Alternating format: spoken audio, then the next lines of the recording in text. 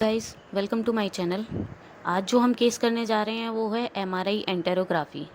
एंटेरोग्राफी हम किस इंडिकेशंस में करते हैं, किस तरीके से करते हैं, क्या इसका प्रोसीजर होता है, क्या पोजीशनिंग होती है, वो मैं आज आपको इस केस स्कैन में बताऊंगी। तो चलिए सबसे पहले हम इंडिकेशन से स्टार्ट करते हैं और आज का वीडियो हम स्टार्ट करते हैं। तो सबसे पहले हम ये जान लेते हैं कि हम इस स्कैन में देखते क्या हैं। तो हम इस स्कैन में स्मॉल इंटेस्टाइन, वाबल्स, ये चीज़ें हम इस स्कैन में देखते हैं। तो इंडिकेशंस में क्या होगा कि इससे रिलेटेड ही कोई प्रॉब्लम होगी। जैसे कि आप स्क्रीन पे देख रहे हैं इंटरनल ब्लीडिंग, जो इंटेस्टाइन में ब्लीडिंग वगैरह या फिर स्वेलिंग वगैरह या एब्सेस वगैरह कुछ भी अल्ट्रासाउंड में जो मिलता है हमें, तो उस इंडिकेशंस में हम एमआरआई एंटेरोग्राफी करते हैं। कोई भी स्मॉल टीयर इंटेस्टाइन वॉल में दिखता है तो उसके लिए करते हैं, या फिर कुछ ब्लॉकेज वगैरह है वो देखने के लिए हम एमआरआई एंटेरोग्राफी हम करते हैं। तो हम सबसे पहले कंसेंट फॉर्म भरेंगे। उसमें हमें पेशेंट्स की हिस्ट्री लेनी होती है, जैसे कि पेशेंट 4 आवर्स फास्टिंग होना चाहिए, उसका क्रिएटिनिन नॉर्मल होना चाहिए, बाकी पुराने पेपर्स जो भी हैं वो ले लेते हैं। और फिर हम उनको एक ओरल बना के देखते हैं।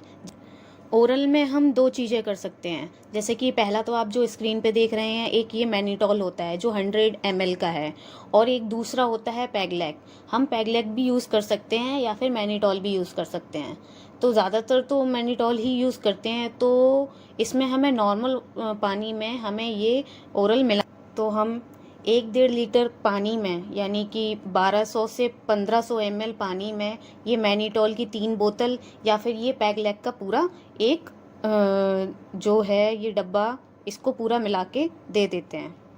और पेशेंट को हमें ये बताना होता है कि ये ओरल आपको 45 मिनट्स में पूरा कंप्लीट करना है। अगर वो ज़्यादा टाइम लगाएंगे तो पेट में दर्द होने लगता है और लूज मोशन सा फील होगा, तो पेशेंट ज़्यादा कंट्रोल नहीं कर पाएगा। इसलिए पेशेंट को पहले से ही बताना होता है कि आपको ये पानी, ये ओरल आपको 45 मिनट्स के अंदर पूरा फिनिश करना है। उसके बाद हम 45 मिनट्स के बाद पेशेंट को अंदर टेबल पर ले सकते हैं। तो हमने पेशेंट को टेबल पे ले लिया है। ये हमारा रेस्पिरेटरी ट्रिगर है।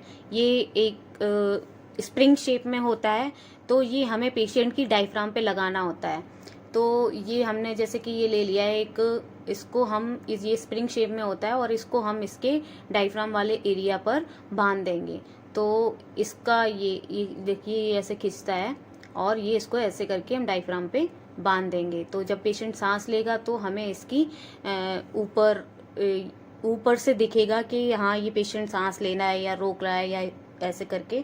तो हम इस तरीके से इसको यहाँ पे बांध देंगे इसको। तो ये हमारी रेस्पिरेटरी गेटिंग है। तो क्योंकि इसकी सारी सीक्वेंस हमारे ब्रीथ होल्ड के रहते हैं, तो हमें रेस्पिरेटरी की ज़रूरत पड़ती है। तो इस तरीके से हम यहाँ पे इसके डायफ्राम पे यहाँ पे रेस्पिरेटरी गेटिंग बांध देंगे। फिलिप्स में कुछ बलून शेप होता है और ये जी में ये स्प्रिंग शेप होता है। दोनों ही रेस्पिरेटरी गेटिंग ही होते हैं और इस तरीके से हमने इसको यहाँ पे बांध दिया है। तो अब हम मेन स्क्रीन पे आते हैं। ये हमारा न्यू जी का सिस्टम है। तो आपको भी ये आज नया सा लग रहा होगा। पहले मैं फिलिप्स के वीडियो बनाती थी, लेकिन अब हम जी पे आ चुके हैं, तो अब हम जी के ही बनाएंगे। तो ये हमारा सामने की फ्रंट जो हमारा फर्स्ट स्क्रीन होती है वो ये होती है। तो ये जो सामने आप देख रहे हैं, यहाँ पे हमें पेशेंट रजिस्ट्रेशन करना है। मतलब कि पेशेंट की जितनी भी डिटेल है वो हमें पेशेंट की इसमें फिल करनी है। जैसे कि आपके सेंटर का आईडी वगैरह कुछ होगा, नाम पेशेंट का, एज पेशेंट का, वेट वगैरह, और वेट के साथ साथ क्या स्टडी है, ये सारी इन्फॉर्मेशन हमें इसमें फिल करनी होंगी। तो ये मैं इसमें स्क्रीन पे देख रहे हो आप, तो मैं इसमें फिल कर रही हूँ। नाम हो गया, एज हो गई, एज के बाद इसका वेट, ये सारी चीज़ें हमें पहले फिल करनी पड़ती हैं, तभी हम आगे अपने प्रोटोकॉल्स उठा सकते हैं। तो ये हमने यहाँ पे फिल कर दिया है। ये एज, यहाँ वेट, ये मेल या फीमेल जो भी है वो हम यहाँ पे डालेंगे।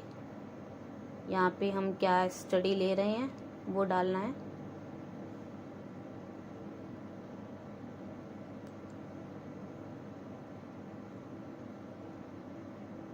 तो ये हमने यहाँ पे डाल ली है। तो ये इन्फॉर्मेशन हमने सारी डाल ली। अब मैं आपको ज़रा जूम करके दिखा दूँ। तो फर्स्ट पे जो एसएसएन नंबर है वो हमारे सेंटर की आईडी है। उसके बाद नाम, एज, सेक्स जो भी है वो हमने सारा फिल कर दिया है। अब प्रोटोकॉल उठाने के लिए हमारे पास ये एक बॉडी सी बनी हुई है, जिस पार्ट का लेना उस पर क्लिक कर सकते हैं, या फिर आपके अदर में भी पड़े होंगे वहाँ से भी ले सकते हैं। तो मैंने ये यहाँ पे प्रोटोकॉल सर्च किया है। ये आगे जाके हम देखेंगे हमारे पास एक एंटेरो का प्रोटोकॉल है। ये हमारा प्रोटोकॉल है और हमारा आ जाएगा। तो आप जो स्क्रीन पे देख रहे हैं ये हमारी एंटेरोग्राफी की इमेजेस हैं। अब मैं आपको इनकी प्लानिंग और इनकी करने का तरीका वो आपको बताऊंगी। तो हमारा पेशेंट का 45 मिनट्स का ओरल हो चुका है। अब हमने पेशेंट को टेबल पे ले लिया है। पेशेंट को सुपाइन लेटाना है। जैसे कि आप एमआरसीपी की पोजीशनिंग आपने देखी हुई है, वैसे ही आपको पेशेंट को सीधा सीधा लेटाना है। तो सबसे पहले हम यहाँ पे सर्वे लेंगे। जो हमारा सर्वे है 3 प्लेन लोकलाइज़र, तो हम सबसे पहले सर्वे लेंगे।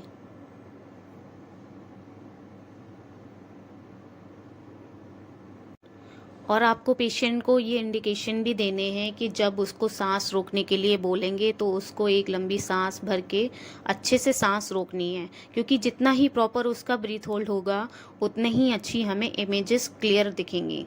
तो यहाँ पे ओरल ख़त्म हो चुका है, हमने पेशेंट ले लिया है। तो सबसे पहले हमारा 3 प्लेन लोकलाइज़र रहेगा। तो ये हमारा 3 प्लेन लोकलाइज़र आ गया है। सबसे पहले आप जो स्क्रीन पे देख रहे हैं हमारी कोरोनल इमेज है। तो हम सबसे पहले हम इस पर फैट सेट कोरोनल प्लांट डालेंगे और T2 कोरोनल प्लांट डालेंगे। तो ये दो हमारे कोरोनल इमेजेस हैं, एक तो फैट सेट और T2 कोरोनल, नॉर्मल T2 और एक फीस्टा। तो ये हम तीन, ये जो मैं नाम बता रही हूँ आपको GE के नाम है। फिलिप्स पे आपको फीस्टा BTF ही नाम से मिलेगा, और T2 तो T2 के नाम से मिलेगा, और इसमें T2 फैट सेट भी T2 फैट सेट के नाम से ही मिलेगा। तो जैसे कि अब मैं G पे है तो G के नाम से बता रही हूँ। इसमें T2 फैट सेट कोरोनल लिया है हमने, एक T2 कोरोनल लिया है, एक फीस्टा कोरोनल लिया है। तो कोरोनल की जो प्लानिंग है वो मैं आपको सबसे पहले बताऊँगी। तो जैसे कि हमने यहाँ पे कोरोनल की प्लानिंग के लिए लिया है, सबसे पहले जो हम प्लान डाल रहे हैं वो है हमारा T2 फैट सेट कोरोनल के लिए। तो जैसे कि हम इस पे स्क्रीन पे आप दिखा रही हूँ, मैंने सबसे पहले 3 प्लेन लोकलाइज़र लिया है। एक में कोरोनल है, एक में एक्सियल है और एक में सेजाइटल है। तो जब हम कोरोनल का प्लान डालेंगे तो कोरोनल का प्लान कोरोनल पे आपको सीधा सीधा बॉक्स दिखेगा। तो अभी मैं दिखाती हूँ आपको किस तरीके से दिखेगा। ये हमारा सेजाइटल है, ये हमारा एक्सियल है, और एक और है हमारा, ये हमारा कोरोनल इमेज है।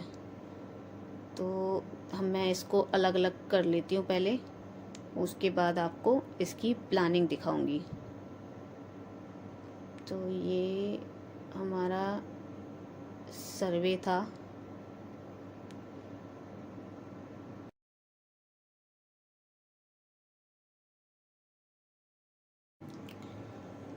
तो ये देखिए आप कोरोनल की प्लानिंग सेजाइटल पे, हमें सेजाइटल पे देखना है कि हमारा एंटीरियर टू पोस्टीरियर पूरा एरिया कवर है कि नहीं है। तो हमें देखना है जहाँ से हमारा इंटीरियर पार्ट का फैट छोड़ के, जहाँ से हमारा अंदर के इंटरनल ऑर्गन स्टार्ट हो रहे हैं, वहाँ से लेके पीछे तक पोस्टीरियर एरिया हमारा पूरा कवर है कि नहीं है। तो ये हमें देखना होता है, तब हमें ये कोरोनल की इस तरीके से ये इमेज मिलेगी। तो कोरोनल की प्लानिंग सेजाइटल पे हमारी इस तरीके से जाएगी। अब मैं इसकी प्लानिंग आपको एक्सियल पे दिखाती हूँ। तो एक्सियल पे भी हमारा बॉक्स एकदम सीधा सीधा रहेगा और एंटीरियर टू पोस्टीरियर हमारा पूरा एरिया कवर होना चाहिए। ये कोरोनल की प्लानिंग मैं आपको बता रही हूँ। तो इस तरीके से सेजाइटल और एक्सियल पे रहेगी, और आपका कोरोनल पे बॉक्स पूरा कवर होना चाहिए। आपको ये देखना है, आपको एरिया अपना देखना है कि जहाँ से लिवर से लेके नीचे तक रेक्टम तक आपका पूरा एरिया कवर होना चाहिए। तो इस तरीके से हमें फिर ये इमेज मिलेगी। ये हमारी ब्रेथ होल्ड सीक्वेंसेस होते हैं, तो आपको पेशेंट को ब्रेथ होल्ड के लिए रोकना पड़ेगा, फिर एक सीक्वेंस लेना पड़ेगा, फिर आपको इसको ब्रेथ होल्ड छोड़वा के फिर दोबारा से ब्रेथ होल्ड कराना पड़ेगा। तो हमें इस तरीके से इमेजेस मिलेंगी। तो इस तरीके से हमें अपने कोलोन्स दिखेंगे और स्मॉल इंटेस्टाइन दिखेंगी। तो इस तरीके से हमारा दिख जाएगा। अब मैं कोरोनल पे एक्सियल की प्लानिंग आपको बताऊंगी। तो एक्सियल की प्लानिंग तो बिल्कुल सीधी सीधी रहेगी, वो हम उस पर कोरोनल पे अपना एक्सियल का प्लानिंग डालेंगे। तो एक्सियल का प्लानिंग मैंने देखिए यहाँ से स्टमक से स्टार्ट किया है, ये ऊपर स्टमक पूरा कवर किया है, स्टमक से स्टार्ट किया है और नीचे रेक्टम तक, पूरा रेक्टम तक मैंने एक स्लैब पूरा डाला है। आप थिक कट भी ले सकते हैं और इसमें हमारी पूरी इंटेस्टाइन कवर हो जानी चाहिए, नीचे रेक्टम का एरिया कवर हो जाना चाहिए। और हमारे जो एक्सियल भी रहेंगे वो सेम सीक्वेंस रहेंगे जो कि हमने कोरोनल में लिए, यानी कि एक फैट सेट एक्सियल, एक T2 एक्सियल और एक हमारा BTFE यानी कि फीस्टा सीक्वेंस हमारा एक रहेगा। और ये भी हमारे सारे ब्रेथ होल्ड सीक्वेंस है, यानी कि पेशेंट को सांस रुकवानी है, उसके बाद हमारे सीक्वेंसेस स्टार्ट होंगे। या फिर आपके पास ट्रिगर है तो आप ट्रिगर की हेल्प से भी स्टार्ट कर सकते हैं। मतलब ट्रिगर में हमें सांस रुकवानी नहीं पड़ती, वो हमारे ऑटोमेटिक चलते रहते हैं। और ये हमारे पास जो सीक्वेंस है वो हमारे ब्रेथ होल्ड सीक्वेंस है, तो हम पेशेंट को पहले सांस रुकवाते हैं, उसके बाद हम सीक्वेंसेस स्टार्ट करते हैं। तो देखिए हमारे एक्सियल में कितने अच्छी तरीके से बावल्स दिख रहे हैं, जो हमारी स्मॉल इंटेस्टाइन है वो कितने अच्छे से और क्लियर दिख रही हैं। इसका ओरल भी एकदम ठीक से किया गया है, इसका 45 मिनट्स बाद हमने लिया है, इसलिए ये हमें पूरा प्रोसीजर इतना ठीक से दिख रहा है। तो ये हमारा कोरोनल पे देखिए आपको स्मॉल इंटेस्टाइन कितने अच्छे से दिख रहे हैं और एक्सियल पे भी। फिर आता है सेजाइटल के लिए हमें कोरोनल पे बिल्कुल सीधा सीधा बॉक्स रखना होता है, यानी कि हमें राइट टू लेफ्ट बस देखना है कि पूरा कवर है कि नहीं है, बाकी आपका एरिया ऊपर से लेके नीचे तक पूरा कवर है कि नहीं है, बस हमें इतनी चीज़ें ही देखनी होती हैं। बाकी प्लानिंग तो सिंपल ही है, तीनों का बिल्कुल सीधा सीधा बॉक्स है। कोरोनल का एक्सियल और सेजाइटल पे सीधा सीधा, और एक्सियल का कोरोनल पे सीधा सीधा, और सेजाइटल का कोरोनल पे सीधा सीधा। तो ये हमारा सेजाइटल इमेज आप जो देख रहे हैं। सेजाइटल में मैंने सिर्फ फैट सेट फीस्टा लिया हुआ है, बाकी और सीक्वेंस नहीं लिए हैं। अगर आप और सीक्वेंसेस लेना चाहते हो तो आप इसको ले सकते हो। तो इस तरीके से हमें एंटेरोग्राफी की इमेजेस मिल जाती हैं। इसमें सबसे इम्पॉर्टेंट चीज़ होती है आपका ओरल टाइम, पेशेंट प्रिपरेशन, अगर ये चीज़ें, और ब्रीथ, अगर ब्रीथ नहीं है तो आप ट्रिगर पे भी यूज़ कर सकते हैं।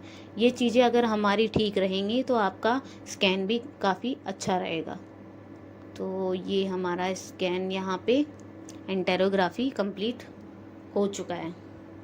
अगर आपको वीडियो में कुछ समझ में ना आया हो तो आप कमेंट बॉक्स में अपने क्वेश्चंस डाल सकते हैं।